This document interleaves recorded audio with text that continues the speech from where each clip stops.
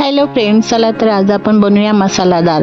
मसाला डाळ बनवण्यासाठी मी येथे एक वाटी तूर डाळ, कांदा, टोमॅटो, कढीपत्ता आणि कोथिंबीर घेतली आहे। इथे मी कुकर ठेवला आहे। कुकरमध्ये ऑइल टाकून मी त्यामध्ये कांदा ॲड केला आहे।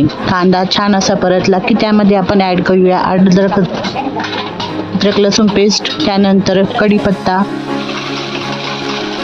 सर्व छान असं मिक्स करून घेऊयात।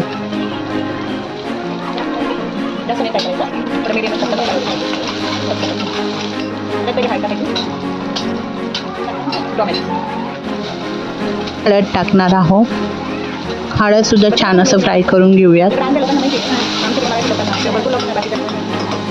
त्यामध्ये आपण ॲड करूया एक टोमॅटो। मी एक टोमॅटो घेतला आहे, तो छान असा बारीक कट करून मग तो आपण त्यामध्ये ॲड करूयात।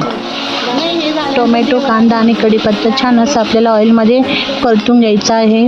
डाळ छान अशी ऑइलमध्ये परतली की त्याची टेस्ट छान येते।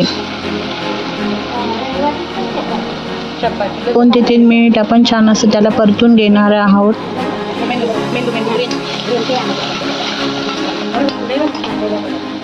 छान अशी आपली डाळ आता दिसत आहे।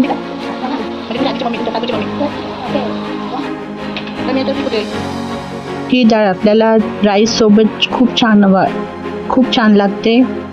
साऊथ इंडियन स्टाईल ही डाळ आहे। नक्की ट्राय करून बघा, इझी आहे आणि आवडल्यास माझ्या चॅनलला